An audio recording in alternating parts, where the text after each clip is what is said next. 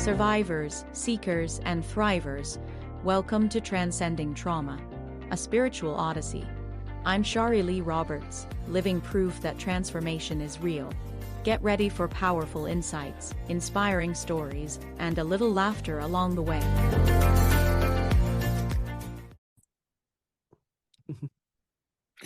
Hello and welcome back. I have Kevin Palmieri with me today. I'll tell you, he is one modest guy, but in reality, I am honored to have a podcast superstar here today as well, and most important, someone who also is about healing others and helping them reach their full potential. Welcome, Kevin. It is an honor. Now, I like to begin every episode with my guest sharing a bit about their childhood because we know that's where it all begins. Yes, where it all begins is where it starts, and that leads to everything else. So I was born and raised in Massachusetts. I was raised by my mom and my grandmother. I didn't know my dad, and I didn't meet my dad until I was 27, with the understanding that he was my dad. And that definitely played a big role in my life because I remember always feeling different. It's interesting and unique to be raised by your mom and your grandmother, so I always felt different in that, and I felt like people looked down on me, and I felt like people thought I was going to be a failure because I came from a unique situation. We didn't have a lot of money. That was a piece of it too. So I would say my childhood was probably started off from a place of adversity, and it felt very lonely, and it felt very limiting, and it felt like I needed help. I always felt like I needed help to get to where I wanted to get to. That's probably the best way to describe it. Now, are you an only child? Yes. Yep, just one. Just me. Oh, wow. Okay. So, what did you always seek in the way of help or knowledge? What was missing in your upbringing? Mm. You know, this is always a hard thing for me because I feel like in my upbringing, there was a lot of love from Mhm. my mom and my grandmother. I always felt like there was a lot of love, but I think often we don't feel the love because we're looking for the love that we don't have. And I Mhm. think that was my experience. It was there was a lot of love. There was never any like traumatic events. I had a good family, but I was longing for the piece of family that I didn't have. And I think that created a void, and it created scarcity where scarcity didn't necessarily have to be. So but at the time, you don't know that at the time. So Yeah. only in reflection have I been able to look back and kind of realize that over time. That is poignantly sad and huge. Take Mm. us now. You're an older teen. You've graduated. Where are you? Not only physically, but mentally. I was very angry as a teenager and an older teenager because I think that was when the ego developed and I hated my dad because he was never around and I didn't really have much direction. I didn't know what I wanted to do with my life. I didn't know what career I wanted. I didn't know if I was going to go to college. I didn't know any of that. So I think I was you'd probably label it as lost. Yeah, I was very angry at the world, especially at my dad. yeah, And I was afraid that I was not going to have a very bright future because it seemed like I was living my life differently than almost everybody around me. And that was definitely scary. And I also found a lot of significance in not doing what other people were doing. So it yeah. was a weird juggling act of Mhm. feeling good about myself because I was different and bad about myself because I was going in a different direction. Take us through both of those thoughts. What Hmm. made you feel I'm different and I'm proud? What did that look like? And conversely, wow, I'm never going to amount to anything. What's happening in your mind and externally? In my mind, I I think there's always been a piece of me that wanted to go against the grain. I just didn't I felt so going back to the beginning, I always felt different. And I felt like as I got older, I actually could choose the circumstances in which I got to feel different.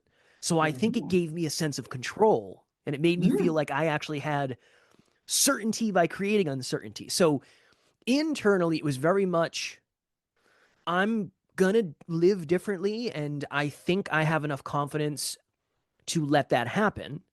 But externally, that created a lot of what I would call dead end opportunities where I didn't go to college, so I didn't have a great education. mm, So my first real job was working at a gas station pumping gas. And yeah. I remember I would have people that would come in from high school.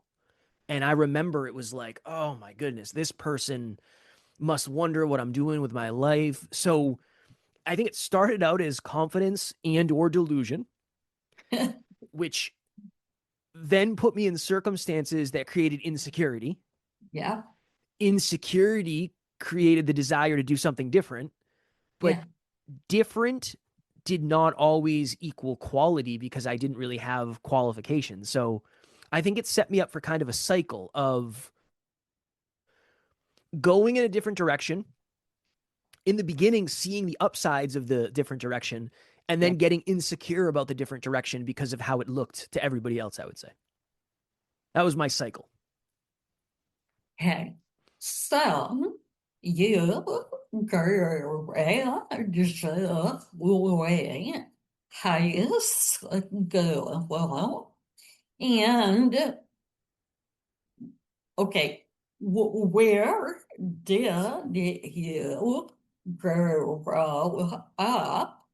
And what happened like couple of years after, 5 years after? So I grew up in Uxbridge, Massachusetts, a very small Oh, town most yeah, people have never heard of. yeah. A very small town. Most people have never heard of that. Uh 2 to 5 years after, man. So I worked at a gas station. I left the gas station and I became a personal trainer. I left being a personal trainer and I worked uh, doing housekeeping at a hospital. So cleaning bathrooms and floors overnight on the overnight shift. Then I was a truck driver. So I would say 5 years out after graduation, I think I was driving a truck and doing forklift operation. I think that's what I was doing at that point. And again, it was still kind of the same feeling for me of, oh my goodness, I am stuck here and I still have no idea what I want to do with my life. And I've moved up a little bit, but I still feel like everybody that I know is way more successful than I am. Okay. Interesting in that I and so many others can relate. Oh, yes. So, share what age you were when you had your brush with suicide and how that changed you. But I didn't really like you to be real on what led to you thinking about ending your life. Okay? And then Yep. go from there. So so I had job hopped from job to job to job to job to job. And I was convinced I'm never going to be any level of successful. This is going to be my life. I'm just going to do this forever. Eventually it got to a point where there was this job fair and you could go and you can learn a new skill. And evidently, if you learned a new skill, they would match you up with an employer. It's like, okay, I'm willing to give it a shot. I got nothing to lose. Let me see what happens.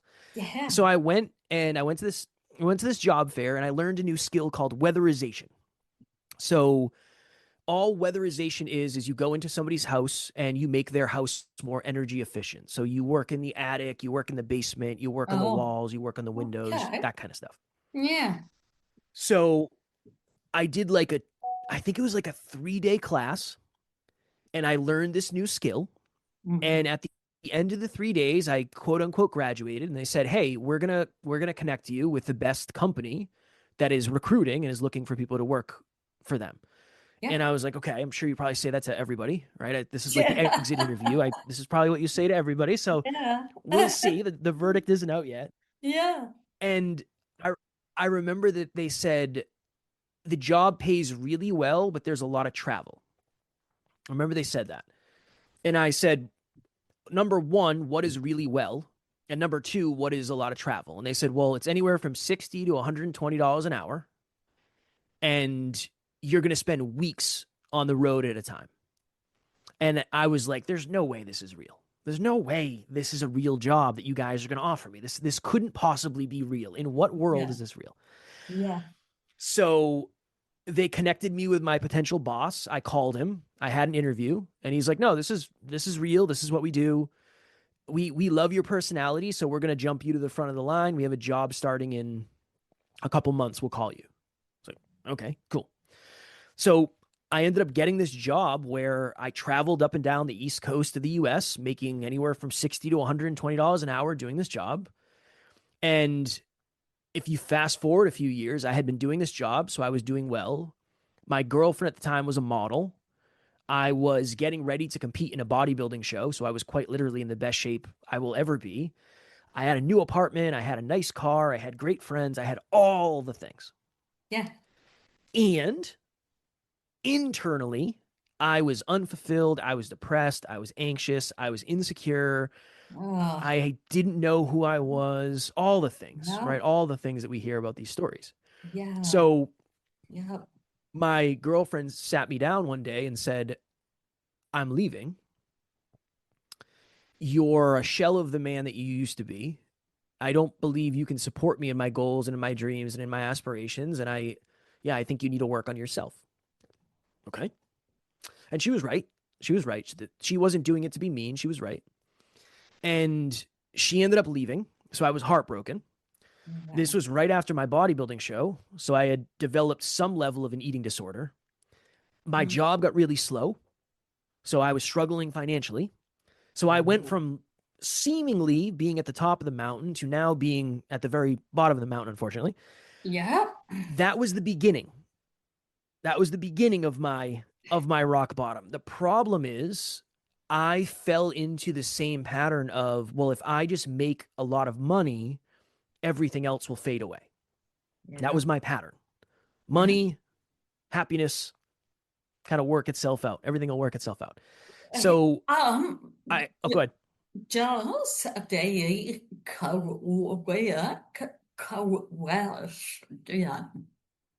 When I was in that place, the people around me were all supportive and nurturing and pushing me to stay in that place because that's what they needed me to do and be. Did you find other than your girlfriend now ex were similar? No, because Oh, I had at that point really siloed myself from people. I oh, had I had great friends, but a lot of my friends were it was just surface level because yeah, I didn't do anything, right? I just worked yeah, and spent time with my girlfriend and went to the gym. So okay, no, there was very little of that externally, I would say. okay, okay. Yeah. It was a great question. It's a great question. So Hey, go ahead. no, go. Yeah. Okay. So she left. I convinced myself that I needed to make all the money in the world. That was my next thing. I'm going to make as much money as possible. My problems should fade away. So I spent the next 10 months living on the road every single week, trying to make as much money as possible, just working really, really, really hard. We got to the end of the year. I opened my final pay stub and I made $100,000 at 26 with no college degree, which was my goal. That was success. That'll be success. And I didn't feel any different. I financially felt good. Externally, I felt good, but I was more insecure. I was more depressed. I was more anxious. I understood myself less. I did not feel any different internally. Yeah. So I did what any young man would do. I started a podcast called the Hyper Conscious Podcast because I wanted to talk about all the things that I didn't understand about myself and I wanted to help people understand about themselves. That was my new passion project. And What? go ahead. What year was that, and how old were you? And I have to say, you were not the typical guy because no one else at your age was thinking that, okay? They were not. I appreciate it. I appreciate it. It was 2017 Oh, and I was 27. okay. Wow.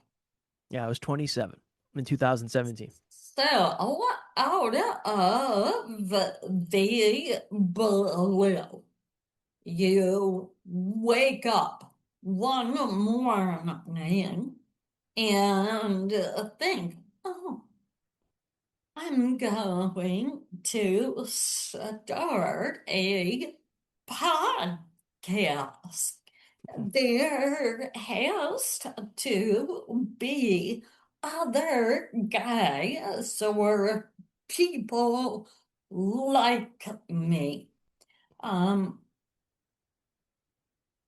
I'm thinking there was some intuitive messages involved in this decision.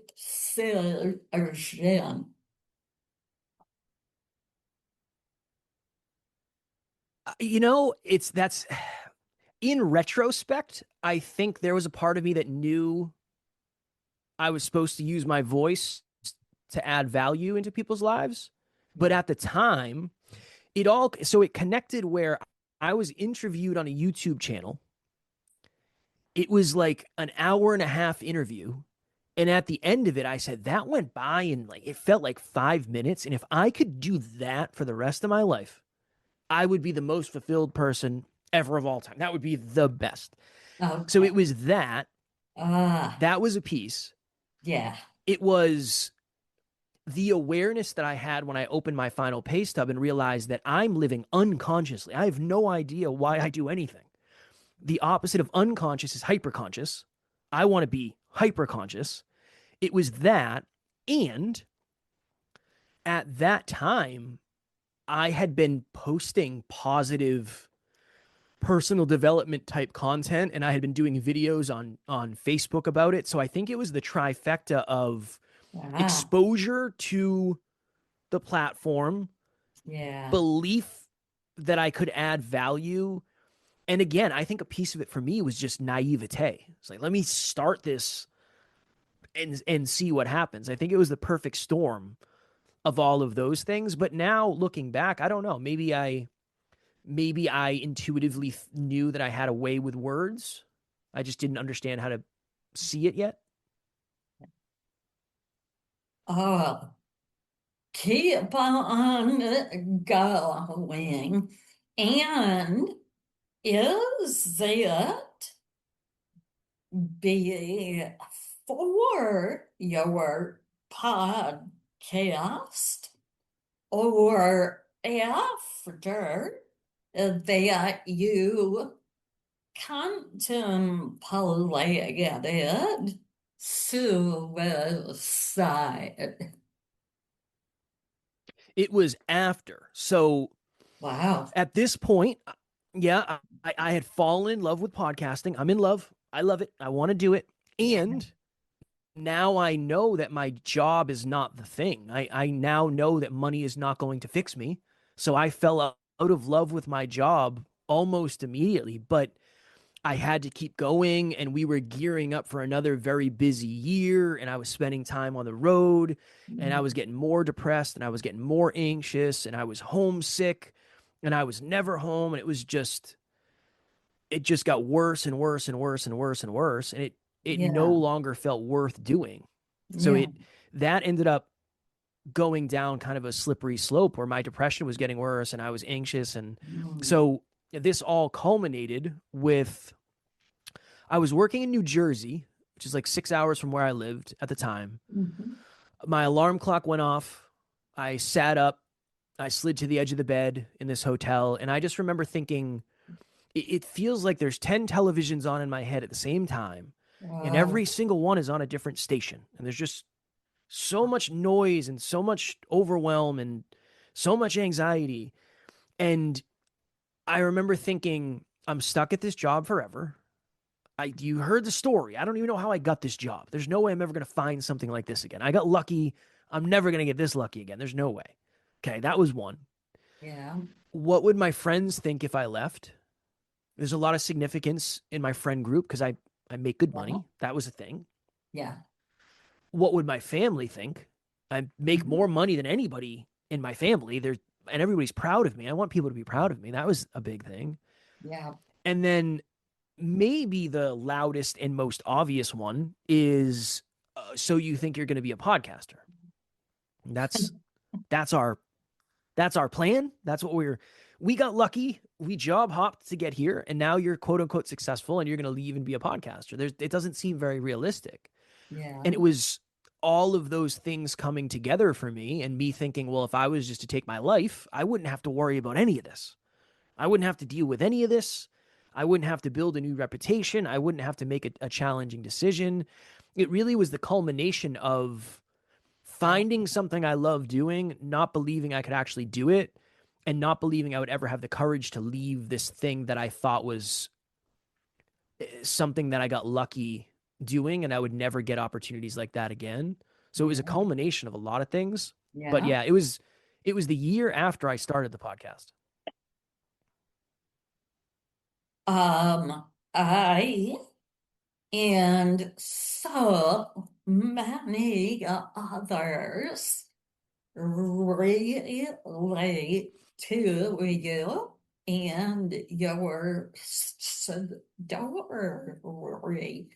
And a lot of it I found is we create this life that people buy into, support, in the moment we say, whoa, wait, I am miserable.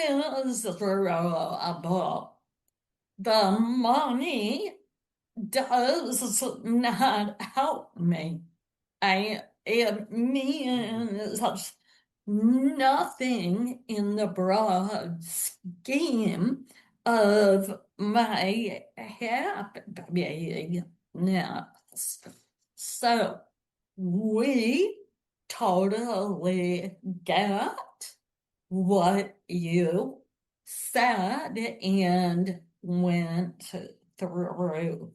Continue, please. So I reached out to someone who I trusted. I reached out to someone who I felt safe talking to. And I remember saying something along the lines of, hey, I'm in a really dark place, having a lot of thoughts, having a lot of feelings. I don't know what to do. I'm not sure what I should do. And this person's actually my business partner now. So it worked out really nicely. Oh, And yeah, it worked out really well. He said, Kev, over the last couple of years, your awareness has changed a ton, but your environments have remained the same. I think it's time for you to change your environment. yeah, And he said a lot of stuff, but that's what I remember. yeah. So I ended up leaving that job 2 or 3 months later. And I know it seems, because that's the hard thing, is oftentimes people will say, okay, well, what happened after? It's like nothing really happened after. I just had a new awareness that this job didn't have to be the forever thing. And there was other opportunities out there. And maybe it wouldn't bring the same level of money, but it would bring fulfillment and it would bring joy and it would bring impact. It would bring the things that I'm not getting, the Well, things that I'm not getting here. and that is everything. Mm. It is. Yeah. Okay.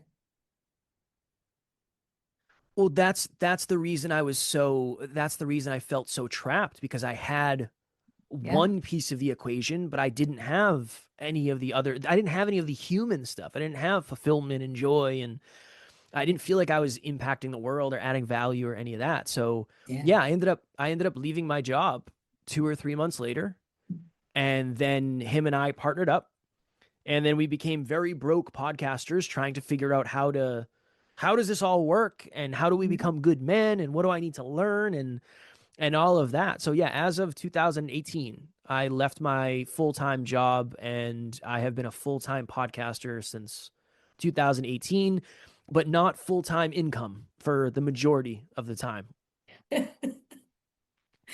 Okay. Just stepping back one more time. At what point did you think of, oh no, you said that about, hey, it'd be easier to end it all than to figure out how to be happy. Okay, so you're you and your partner are now trying to navigate. Tell us now how you went from that to where you are today, and about your company, your podcast, and the wonderful work you're doing. It really is admirable and incredible. I am personally a Kevin Palmieri wannabe. I appreciate that. I appreciate those kind words so very much. I think the best answer that most people don't give is it was just one, it was trying to get a little bit better every day. It Yeah. was that tracking habits and figuring out like what are the things I need to work on, and what am I not good at yet, and what am I going to need to get good at. That was one. Building extra discipline. There's something about not having somebody looking over your shoulder that makes it really easy to not do anything you're supposed to be doing. So I had to develop a lot of discipline, because people would say, well, Kev, you're your own boss. You have so much time now. It's like, yes. And if I don't put that time in the right direction, I'm in trouble. Yeah. So I had to build that. I had to build the discipline.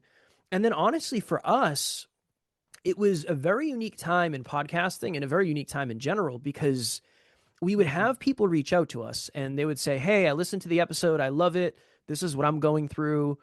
And we noticed a pattern that the majority of our audience was women. Mhm. And I did not expect that. As a tattooed bodybuilder, I did not think that is the audience that we were going to serve. I thought it was going to be tattooed bodybuilders. That was kind of what I thought was going to happen. So Yeah. we went all in on getting to know our audience and adding value to our audience. And I would give up my phone number and I'd hop on FaceTime calls with people who listen, because I want to know what you're going through and I want to know what you're struggling with, so I can do episodes on that and I can help you. And we became obsessed with finding our audience and pouring into their lives. And we still do that to this day and on various levels. But it was really, yeah, it was that. And it was, we went from one episode to 2 a week to 3 to 4 to 5 to 6 to 7. Everything we did, we just tried to get a little bit better every single day. And Eventually, it went from the Hyperconscious podcast to a Next Level University, what it is now. And the ultimate goal is to help people get a little bit better every day when it comes to life, love, health, and wealth. As you heard in my story, at one point I looked really good from the outside, but internally I was not in a good place. I had a quote unquote great looking relationship. I didn't know what I was doing. I was not a very good partner because I didn't understand what I was doing. And I had quote unquote money, but I didn't know what to do with it. And I didn't know how to become more valuable and how to be more productive. So we want to help people get all the things that we messed up, essentially, is what we're trying to do now. Excellent. How do your listeners let you know their thoughts, and how do you engage? Like, how do you allow them the opportunity to chime in? We have a Facebook group where we post it every day. So we're always connecting with our audience in our Facebook group. That's one. We have a free book club every single week for the last, I don't know, 4 years. Every Saturday, Alan, my business partner, runs it. So that's another free thing. We have monthly meetups that are completely free. We have a lot of free opportunities for people to come and just try to get a little bit better. And it's always an open dialogue. Like, let me know what you're going through. Let me know who you are as a person. Let me know what your thoughts are.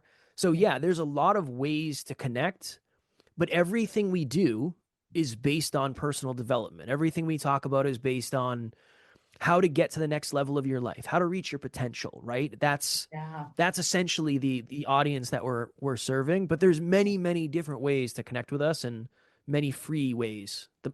There's a lot of free things at NLU. So tell the listeners how. Give them URLs, YouTube, whatever. The podcast is Next Level University. So we're on all the podcast platforms. We're on YouTube. There's an episode every single day. That really is the appeal, is if you're trying to get a little bit better every day, we're going to be there to try to lead the charge on that. Yeah. And it's everywhere. You can find us. You can find us everywhere. We don't miss. We will guarantee you're going to get an episode every day. Wow. 7 days a week. And do you talk amongst you or interview people?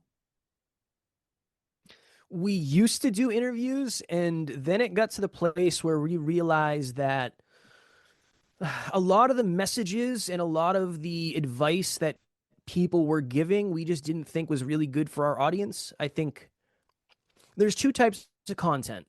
There's content that makes you feel really good.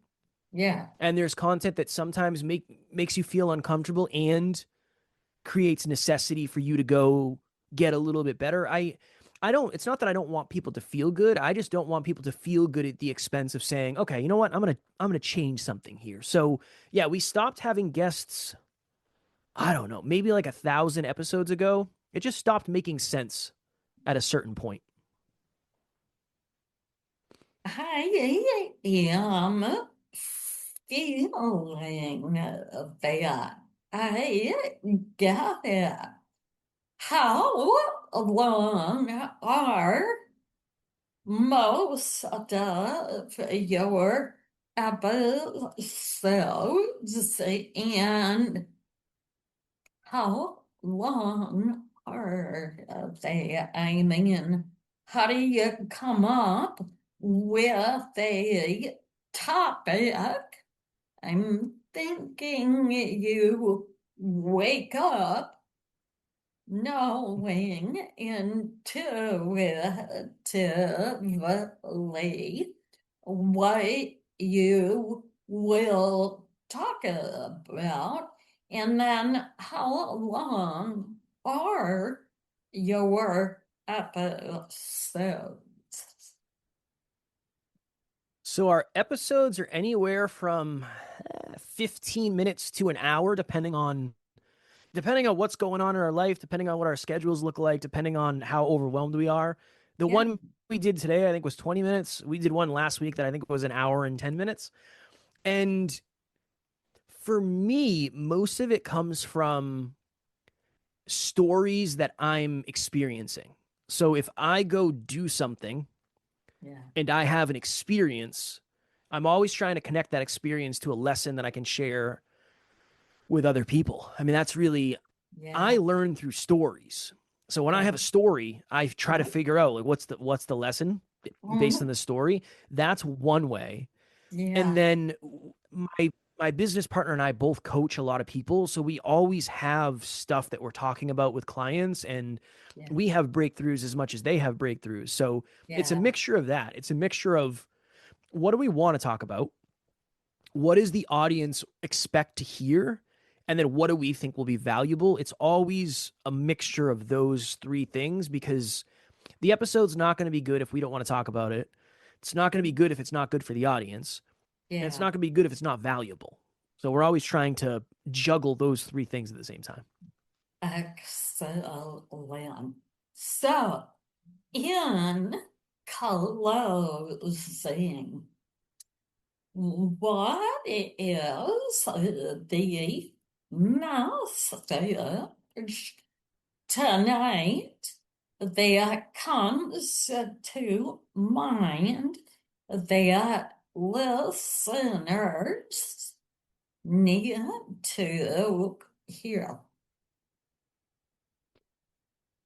I would say the biggest difference between the person that you are today and the person that you aspire to be is just your habits, what you do on a day-to-day basis. I think it's easy to hear that story and see the progression in that story, but behind the scenes, I was really working on figuring out how to get better at certain things and how to be more consistent. For every public success, there is a concrete foundation behind the scenes that you never see. So yeah, make sure you're focused on your habits. Good habits and bad habits both compound. You can't really notice any progress or destruction immediately, but eventually it becomes obvious. So focus on where you're investing your time, because where you're investing your time is what's creating your future. Excellent. Thank you so much for your time, your insight, and authenticity. What a pleasure talking with you. Take care and keep shining bright. Thank you so very much. I appreciate it back. It was a wonderful experience, and thank you for giving me the opportunity to pour into the listeners' lives. Love it. Wow.